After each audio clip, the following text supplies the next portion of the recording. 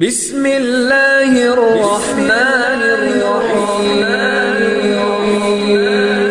جب تک یہ نہ ہو، جیسے کہ میں ایک حدیث قدسی انشاءاللہ آج سناؤں گا سورہ فاتحہ کے ضمن میں، کہ اللہ تعالیٰ کے سامنے جب کھڑا ہو کر انسان جب کہتا ہے انی وجہت وجہی للذی فطر السماوات والارض حنیفا، دائیں بائیں سے بالکل اپنا تعلق کاٹ کر میں نے اپنا رخ کر لیا ہے اس اللہ کی طرف جس نے آسمانوں اور زمین کو پیدا کیا۔ اب یہ توجہ وجہ تو اگر یہ تو ہے چہرہ تو ہم نے کر دیا خانہ کعبہ کی طرف، اندر سے ہماری روح متوجہ نہیں ہوئی، وہ سوئی پڑی، اسے پتہ ہی کچھ نہیں کہ کیا ہو رہا ہے، تو اس صورت میں وہ کیا ہے؟ ظاہری بات تو پوری ہو گئی، نماز کا ثواب ہو جائے گا، فرض کی ادائیگی کا ثواب مل جائے گا، لیکن وہ اصل نماز تو حاصل نہیں ہوتی۔ یہ ہے وہ بات کہ وَإِذَا سَأَلَكَ عِبَادِي عَنِّي فَإِنِّي قَرِيبٌ، اے نبی جب میرے بندوں کی روحیں بیدار ہو جائیں، توانا ہو جائیں، حیات تازہ سے وہ ہم کنار ہو جائیں، اور پھر وہ میرے بارے میں پوچھیں، وہ میرا تقرب حاصل کرنا چاہتے ہیں، تو آپ سے پوچھیں تو کہیے میں قریب ہی ہوں۔ اجیب دعوت الداع اذا دعان، یہ ہے وہ دعا، میں ہر پکارنے والے کی پکار، ہر دعا کرنے والے کی دعا کو سنتا ہوں، قبول کرتا ہوں، جواب دیتا ہوں جہاں کہیں بھی مجھے پکارے۔ اذا دعان، اس میں در حقیقت وہ مفہوم آ گیا ہے there and then wherever، آپ اپنے گھر میں ہو کر پکاریں اللہ کو، آپ بستر پر لیٹے ہوئے پکاریں اللہ کو۔ الذین یذکرون اللہ قیاما وقعودا وعلی جنوبہم، ہاں ٹھیک ہے، بعض مقامات بعض اوقات قبول دعا کے لیے زیادہ سازگار ہیں، حرم میں جا کر دعا مانگی جائے، اور منا میں عرفات میں خاص طور پر، جبل رحمت پر خاص طور پر، ملتزم جو ہے کعبے کا اس پر خاص طور پر، وہ ایام بھی ہیں خاص، لیکن یہ نہیں ہے کہ بقیہ دنوں میں آپ کے اور اللہ کے درمیان کو بڑا فاصلہ ہے۔ یہ سارا دنیا میں مشرکانہ نظاموں نے تصور پیدا کیا، اللہ تو دور ہے دور ہے دور ہے دور ہے، پاک ہے پاک ہے پاک، تم ناپاک ہو ناپاک ہو ناپاک ہو، اور تم تو بڑی پستی میں پڑے ہو، تم اللہ سے براہ راست ہم کلام نہیں ہو سکتے۔ کوئی درمیانی چاہیے، کوئی لنکس چاہیے، کوئی پجاری ہوگا، کوئی پروہت ہوگا، کوئی پنڈت ہوگا، کوئی پیر ہوگا، کوئی پادری ہوگا، کوئی پوپ ہوگا، اس کے ذریعے سے تم اللہ سے ہم کلام ہو، خود نہیں۔ اور جب ذریعے بیچ میں آ گئے تو ان کی مٹھی گرم کرو، ان کی چاپلوسی کرو، ان کو بھی جو ہے چادریں چڑھاؤ، ان کو نذرانے پیش کرو۔ یہ ہے بدترین ایکسپلائٹیشن جو مذہب کے ذریعے سے نوع انسانی کی ہوئی ہے۔ یہ دو ایکسپلائٹیشن دنیا میں ہوئی ہے تاریخ انسانی میں، ایک بادشاہوں کی طرف سے، خراج دو ہمیں، محنت تم کرو گے کھیت میں، آدھا حصہ ہمارے پاس آئے گا، ہم عیش کریں گے، ہم سٹینڈنگ آرمیز رکھیں گے تاکہ ذرا تم بغاوت کرو تو تمہارا سر کچل دیا جائے۔ یہ ایکسپلائٹیشن بدترین، مانگنے والا گدھا ہے، صدقہ مانگے یا خراج۔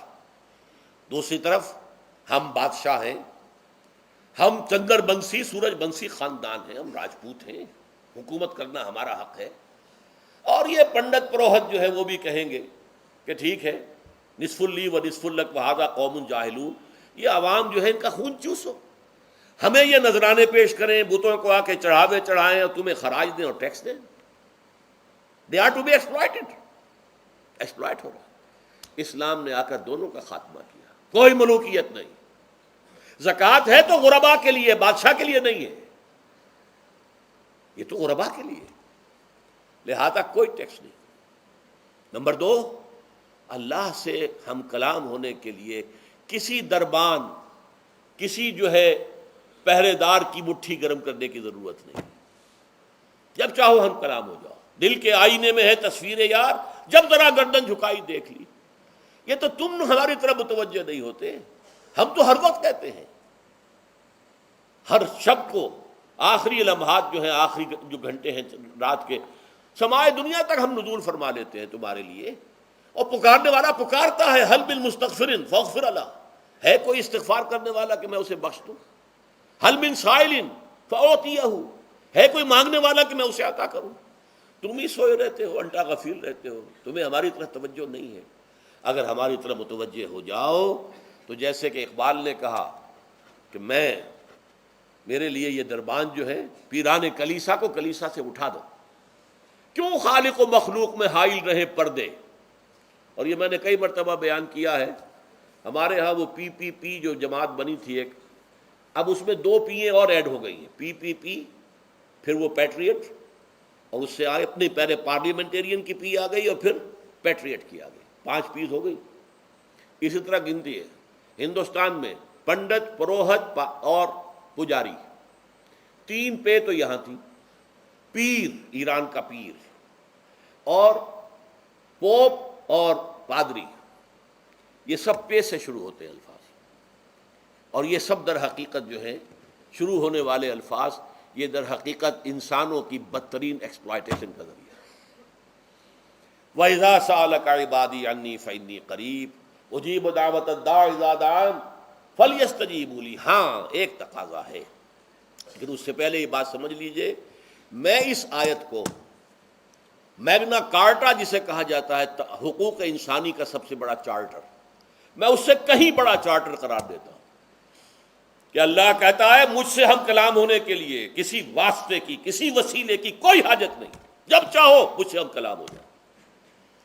ہاں ایک شرط ہے، فَلْيَسْتَجِيبُوا لِي، چاہیے کہ وہ میری بات بھی قبول کریں، میرے احکام کو تسلیم کریں، میرے فرامین کان سے کھول کر سنیں، ان پر دل سے عمل کریں۔ فَلْيَسْتَجِيبُوا لِي، یہ ون وے ٹریفک نہیں ہوگا کہ ہم تمہاری دعائیں قبول کریں اور تم ہماری باتوں سے پہلو تو ہی کرو، سنی انسنی کر دو، یہ نہیں ہوگا۔ یہ ایک 2 وے تعلق ہے، جسے آج کل کہا جاتا ہے بائی لیٹرل تعلق ہے۔ بائی لیٹرل تعلق ہے اللہ اور بندے کے درمیان، بندہ توبہ کرتا ہے معاصی سے، اللہ تعالیٰ بھی اس کے لیے بھی لفظ تواب ہے، وہ بھی اپنی رحمت کے ساتھ دوبارہ متوجہ ہو جاتا ہے۔ تم اللہ کو یاد کرو، فاذکرونی اذکرکم، مجھے یاد رکھو میں تمہیں یاد رکھوں گا۔ ان تنصروا اللہ ینصرکم، اگر تم اللہ کی مدد کرو گے اللہ تمہاری مدد کرے گا۔ یہ ہے 2 طرفہ معاملہ۔ اسی طریقے سے تم چاہتے ہو کہ میں تمہاری دعائیں قبول کروں، اجیب دعوت الداعی اذا دعان، میں ہر پکارنے والے کی پکار کو سنتا ہوں، جب اور جہاں، ویئر اینڈ وین وہ مجھے پکارے، لیکن لازم ہے فلیستجیبوا لی، وہ بھی میرا کہنا مانے، میرے فرامین کو کھلے کانوں سنے اور تہہ دل سے اس پر عمل کرے، ولیؤمنوا بی، اور مجھ پر ایمان پختہ رکھے، یقین اس کے ساتھ مجھے پکارے۔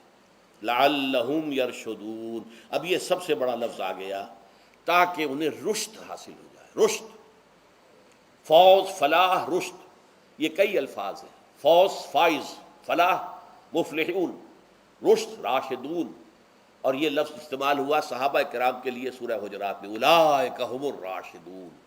تو گویا کہ یہ بلند ترین منزل ہے انسان کے لیے، اگر اس کا یہ تعلق اللہ کے ساتھ قائم ہو جائے، دعا کا ہم کلام ہونے کا رشتہ اس کا قبول ہو، مجھ مل جائے۔ اب آخری بات نوٹ کیجئے، آخری آیت جو ہے اس رکوع کی، بظاہر اس کا تعلق نہ روزے سے نہ رمضان سے، اکل حلال، اکل حرام سے روکا گیا ہے۔ وَلَا تَأْكُلُوا أَمْوَالَكُمْ بَيْنَكُمْ بِالْبَاطِلِ، اور دیکھو اپنے مال آپس میں باطل طریقوں سے مت کھاؤ۔ وَتُدْلُوا بِهَا إِلَى الْحُكَّامِ، اور نہ ہی اپنے مالوں کے ذریعے سے حکام تک پہنچو۔ لِتَأْكُلُوا فَرِيقًا مِنْ أَمْوَالِ النَّاسِ بِالْإِثْمِ، کہ تم لوگوں میں سے کسی کا مال گناہ کے ساتھ ناجائز طور سے ہڑپ کر جاؤ، رشوت دے کر، اور اپنے حق میں کوئی غلط فیصلہ کروا لو، وَأَنْتُمْ تَعْلَمُونَ، جانتے بوجھتے یہ کام نہ کرو۔ بظاہر تو نہ روزے سے تعلق ہے نہ رمضان سے، پھر اس رکوع میں کیسے آ گئی؟ بڑا گہرا تعلق ہے، اول و آخر کا تعلق ہے۔ پہلی آیت میں مجرد رمضان روزے کی جو فضیلت بیان کی گئی تھی یا حکمت، غایت کیا تھی؟ تقویٰ۔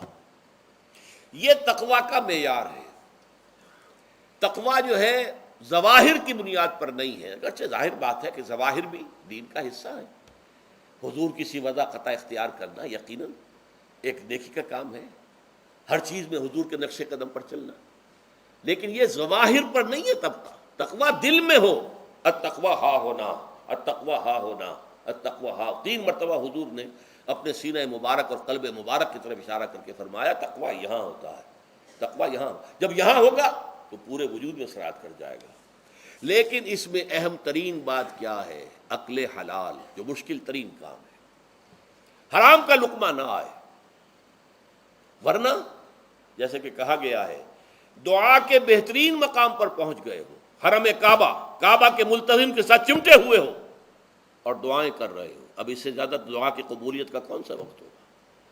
یا آپ کھڑے ہو گئے جبل رحمت کے اوپر سب سے اونچے مقام پر جا کر اور آپ نے 2 گھنٹے سے ہاتھ اٹھائے ہوئے ہیں اللہ اے اللہ یا رب یا رب، لیکن حضور نے فرمایا کہ ایسے بہت سے لوگ ہیں، رجل یطیل السفر اشقص اغبرا، ایک شخص ہے سفر کی وجہ سے بہت لمبا سفر کر کے دربادہ تھکا بازا ہے، اور اس کا وہ احرام جو ہے وہ بھی میلا کچیلا ہو چکا ہے۔ ظاہر بات ہے آج کی بات نہیں ہو رہی ہے، جبکہ آپ 4 گھنٹے میں تو پہنچ گئے جدہ اور پھر 2 گھنٹے میں مکہ پہنچ گئے اور جا کر 2 گھنٹے میں آپ نے جو ہے عمرہ کیا اور بات چھٹی، احرام کھل گیا۔ تو اس میں کہاں وہ احرام میلا ہوگا اور کہاں آپ کا بیل کچیل ہوگا اور کہاں آپ کے جسموں سے جو ہے پسینوں کی بو آئے گی؟ نہیں۔ لیکن جو یہ سب کرتے تھے اور پھر کعبے سے ملتزم سے چمٹ کر دعا کرتے تھے، یا رب یا رب، یمد یدہ الی السماء، وہ ہاتھ اٹھاتا ہے آسمان کی طرف، یا رب یا رب، وَأَنَّىٰ يُسْتَجَابُ لِذَٰلِكَ، اور اس شخص کی دعا کیسے قبول ہو؟ وَمَطْعَمُهُ حَرَامٌ، اس کے پیٹ میں جو غذا پڑی ہوئی ہے وہ حرام سے ہے، مَلْبَسُهُ حَرَامٌ، اس کا لباس جو اس نے پہنا ہوا ہے چاہے وہ احرام ہی ہے وہ حرام کے پیسے سے کمایا گیا تھا، وَغُذِيَ بِالْحَرَام، اور اس کا پورا جسم جو ہے جس غذا سے یہ تن و توش تیار ہوا ہے وہ حرام کی غذا، ایسے آدمی کی دعا وہاں پہنچ کر بھی قبول نہیں ہوتی۔ لہذا تقویٰ کا اصل معیار اکل حلال، روزی حلال کی، اگر یہ نہیں ہے تو آپ نے متقیوں کی شکل بنا لی اور بہت ہی آپ نے اپنے ظاہر کو جو ہے بہت آراستہ پیراستہ کر لیا سنت رسول سے، لیکن اللہ کی نگاہوں میں اس کی کوئی قدر و قیمت نہیں ہوگی جب تک کہ آپ کا رزق حلال کا نہ ہو۔ بارک اللہ لی ولکم فی القرآن العظیم ونفعنی وإیاکم بالآیات والذکر الحکیم۔